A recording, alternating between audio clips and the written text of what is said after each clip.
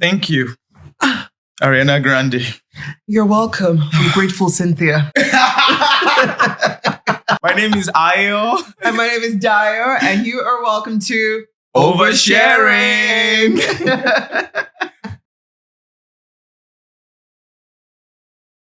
I like your hairstyle today. Thank you. Is it the same barber? No, you know me. I always explore my barbers. I know it's a thing that you stick to one barber, but me, the moment you show me that you don't have my time, I'm moving on to the next person. That is how I am. But wait, when you were younger, back in Nigeria, because when I want to choose my own barber, it's not just you know how to cut hair. You know, like there's some old. Mine was actually. I remember men. mine was then. We used to go to this place called Shapiro. That was the name of this place in Apapa back in Lagos, Nigeria. Yeah. And there was this old, tall guy. Probably then it was probably in his 40s, kind of bald. There was something very sexy about him. So then my dad would take all of us to get a haircut, and he was always the one that would cut our hair. Yeah, most of all my barbers back in Nigeria are always young. I was like Very young. I like my young. I just like young, sharp. Of course, you can't. No, I'm not talking about that. I just mean young barbers dress nice because I just feel like they know how to handle your hair way better. I think when I started exploring barbers more was when I became more independent. When I started working on TV, and then I would go out by myself. Yeah. Then I was not picking my own barbers. But growing up, we had one particular barber that would cut my hair, my brother's hair. It was a tall, bald, 40s, definitely like me. And some people, their parents are their barber, they cut their hair. So true, especially if you live abroad. So well, okay. Kí ló ń ṣẹlẹ̀? Oríṣiríṣi ló ń ṣẹlẹ̀. Oríṣiríṣi. The moment Nigeria think about you as a gay person, they just think you want to become a transgender. Oh my God. Like you can't be a little bit feminine without them thinking you want to become a transgender. You can't put on a little bit of makeup here and there. Then it's like, oh, are you want to do a transition? I'm like, wait, what? I'm just like being myself. If you go back to Nigeria, when they're talking about being gay and want to transition, that is what they know. But if there are more conversations where we can actually talk about the fact that there's so much more to being gay. You could be a lesbian, you could be gay, you could be transgender, you could be bisexual, you could be queer, you could be two-spirited, which I just heard recently, and I'm like, okay, I don't know what that means, but we'll accept you. But it's just having more conversations that really put us on the forefront. So people are not like ignorant when it comes to the LGBTQI plus community. But even it happens in still like, I know it's very. I don't know if it's very different now. I've not been to Nigeria in a very long time, but like when people think of you as like. You can't be feminine and be a top. You can't be masculine and be a bottom. And it's so opposite. Talking about oversharing. Never judge a book by its cover. And honestly, I don't know if I should be sharing this. My God. I mean, this is oversharing. So why not? It's oversharing, but I just I think it's taught me a lesson too, not to really like judge people based on how they appear, because everybody knows what they want. Yes, I could be very feminine, put on makeup, jewelry, but at the end of the day, I'm still that top bitch. Yeah, have you heard of the trans top? Oh no. What is that? You could be trans and be a top. Okay, but we all have it. But that's the truth. Why the fuck are you laughing? Because I know you're gonna laugh. People don't get it. Like, there's so much to learn. Even like I have my very good friend. He's straight and he's Nigerian, but he's very curious. He asks me all this question all the time. Be like, okay, so now that I know that you are gay, okay, I've come to terms with that. Which one are you? Are you the receiver? Are you the giver? And I'm like, welcome to the Givers Forum, darling. Did I ask you what you do in your bedroom? Yeah. You cannot ask me that. I think that's important too, that we stop talking about what we expect, what we think people should be doing in the bedroom. No, it's none of your business. It's none of your business. Yeah. Already, it's too much of a business that we have to come out and let you know what we do. Right. Or let you know this is how we love. But now, how do we do it? That's true. And then people want to know, like, oh, I'm very sure because Dio is very girly. Yeah. He's the receiver. bottom. He's the bottom. Wrong. I don't know about that. I mean, again, to each his own. And I've learned personally. Growing up, being from Nigeria, because you see a certain person appear a certain type of way, you already put an emphasis on them, like this is what they are. Yes. No. Yeah. And there's so many kinks. Like sometimes you hear some kinks from people. Talking about like, kinks. My goodness, what is that? Are you kinky? I mean, you know me. I'm a conservative. That is very conservative. I'm a conservative. Yeah, you are. Type of gay. But you see even the way your necklace and it's flying.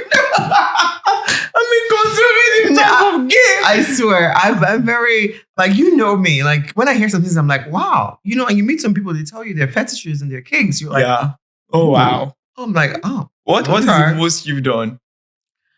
That's a very. So I'm like, Dio, what is the most you've done? Just tell us. Don't dabble around it. The most I've done is fuck. Really? Yeah. Blindfold? No. Golden shower? Well, girls, if you want to talk about kinks, that's your goal right there. You don't like to be tied down? No, I don't like that shit. No. God forbid if anything happens and then someone has to run out, then you're locked up to the bed. It's just you don't want to be hanged. No, I'm open to exploring, but in all honesty, I'm a very I always tell people. How do you feel about roleplay? Roleplay is great. I think it's one of the ways you can actually spice up a relationship. Exactly, especially if you've been with somebody for so long, and it's one of the ways you can actually not get bored. But I still have my limits. What do you think of bringing in a third in a relationship? Absolutely sometimes not for me. What do you think? I like to think of myself as an ethical slut. You can be a slut and be ethical. Because, but what I like is not what my partner would like all the time. And what my partner like is not always going to be what I can give. So and you really want your partner to live to their fullest. That's what I believe. I don't, to each its own. I mean, when you meet someone, so you get to know each other. Maybe my partner wants to try some things in the bedroom that I'm not ready to. But maybe I want to see how it's done first before I want to give into it. I don't mind bringing a third person in. I mean, I've never been a fan of threesomes. I always feel like at the end of the day, two people are more attracted to each other than the third. And I don't want to be the third wheel where I'm like, all right, I think those two like each other more and I'm just here by myself. That's where ethic comes in, especially if you're married or you're in a relationship. But if it's just like, okay, I'm single like yourself and I'm gyrating and then I saw this guy and I saw that guy. This one has the size. This one has the body. Let's go home. Let's dance. Let's get it done. If that is also there, it's like I feel like maybe being a Pisces, you'd like I'm an old soul to an extent. So that's old soul in the sense that I'm like I said, I'm open to exploring, but at the same time, I always want to meet people that are on the same page with me in terms of like what we like in the bedroom. So we might explore a little bit, but we don't take it too far. Have you ever met someone that tell you, do you swallow? Oh man, I've met all types of people that told me. A guy who were like, "Are you ready to fist me?" He saw my hands and was like, "Yes." This is Wait, let us sit down again. No, I can. Nobody wants you to fist them with your hand. I can never forget that day, and I was like, "What?" And he was like, "Yeah, that's all he enjoys." Like, just did you do it? Hell fucking no. But this was a date actually. There was a time I remember you went to a club, and then you met this guy. And they realized that he's married to a girl. And then they took you back to the apartment. Look, that's another story for another day. And that's the swingers club. And is that not like almost threesome though? But let me know what happened to the girl. I mean, I made it very clear. You know me. I'm a sharpshooter. I don't hold back. I told her, look, sweetie, I'm here for him. I made it very clear because when we got to the room and he was like, oh yeah, me and my wife would like to have fun. I'm like, yeah, I want to have fun with you because the guy was very good looking. But apparently he's a swinger. His wife is a swinger. So what they do is they go to bars and they pick up people, come to their house. And I thought, this guy was into me. I was into him. We got to the house and it was like, all right, so my wife is going to be here. We're all going to have fun. I'm like, we're all? No, honey. you and I both are going to have fun, but her, and I told her there and then I'm like, girl, she was discarded. I was like, I'm not joking to women. This is going to be, and it's going to be between me and your husband or whatever it was they were. I don't know if they were married. But did she say, can I just watch? That's exactly what she said. Yeah. But guess what? I lost interest. Because I'm more of an intimate type of guy. I like to be with whoever I'm with. It's just the both of us. So when you say you want to watch, I'm like, what are you watching? So you can't do porn? I can't. I really can't. I'm sorry. I can. But kudos to like the people who are in the porn industry. It takes a certain level of guts and courage to do that. But not me. I'm very intimate. For someone who has been watching porn for a very long time, of course, I respect my porn stars and I love them. Even when I watch the award, I hear it's like a thing. The award ceremony, everything. There's a wall. There's space for everything. That's what we believe in: creating space for everything. Absolutely, creating space for different people in your heart. With your space, with everything that you do, instead of trying to safeguard. That's true. That's true. And talking about safeguarding, but that doesn't mean that you won't safeguard your man. Can you remember back then when you cannot leave your phone with your friend? Especially when we had like BlackBerry Messenger. Remember that my God. He's stealing the pin. What's his pin? What's his number? No. But I mean, it was a thing at the time. I mean, you think about that time, there weren't that many hotties so it's like 3 out of 10. Yeah. Like super hot. With the legion of bottoms that want to have all of those street people. So. What do you mean legion of bottoms? I mean, it's the truth. What are you talking about? Then it was more bottoms than tops. But we are not bottom shaming anyway. What do you mean? No, I'm not bottom shaming. I'm just saying based on my experience back in Nigeria at the time, it was more bottoms than tops. Is it the same thing? If you have like 2 or 3 guys that are super good looking, have that masculine energy and like, oh my God, this is just the ideal guy I want to be with. And then you have like 100 bottoms that want to be with these 3 guys. So everyone is like safeguarding or gatekeeping, if you will. Let me tell you a funny story. Yeah, let me hear it, darling. Cheers, by the way. Oh God. Oh God, you. Oh God, you. Just so you know. So like when I go out with my cousins, they are also straight, and I'm supposedly straight. I was in college. And then we all go out maybe to a party or something, and it'll be all like, those parties you go to 90% of boys and 10% of girls. Of course. And 8 out of that 10 girls came with their boyfriend. And then all my cousins were complaining, oh my God, what kind of party is this? All boys. And then they'll be like, DJ, I'm sure you're not even feeling these all boys. In my mind, I'm like, I'm right at home. If only they knew at the time. Has that ever happened to you? Plenty times. Why there are more boys than girls here? Deep down inside, I'm like, of course this is what I wanted. Who wants more girls here? No, like respect to the girls, but being a gay guy, you want to be around like more men.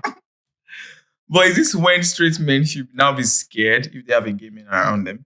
No, I think with time you get to build a level of trust. Like I have a lot of street friends. Yeah. And they know that I don't pass certain boundaries. Oh yeah.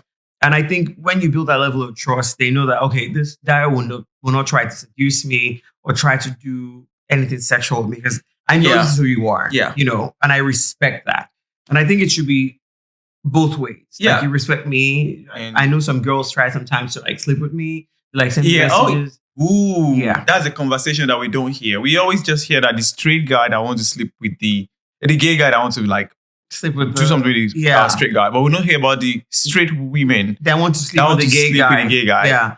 I slept with many women. You did. And every time I hear it, I'm like, oh my God, even up to now. Come this on. Bitch. They're oversharing. Welcome to oversharing, honey. I think if I'm going to add another like label to the LGBTQ rest of the letters, I will now be a gay guy who can be attracted to a girl. There are like some certain level of girls that I like to think of like some men that will be like, I'm straight, but some kind of guy I might let my guard down. Oh, that has happened. That has happened with me quite a number of times. You see, for me, I'm gay. I like men. I love men. Men. But there are some times when some kind of girl that get me there, I will like, that I want to explore more. I definitely want to explore more. And I've been able to do that. And also that's what you're exposed to. It's like you're born and you are supposed to be a man. You're supposed to be attracted to woman. And you struggle with that. Like, okay, why is this different? Why am I not attracted to, I watch porn then and I'm enjoying it, not because of the woman, because I'm waiting for the man to come. Oh, wow. And most of those porn, you get to your point, just for the drama, the guy have to jerk off and maybe just come everywhere, shoot everywhere.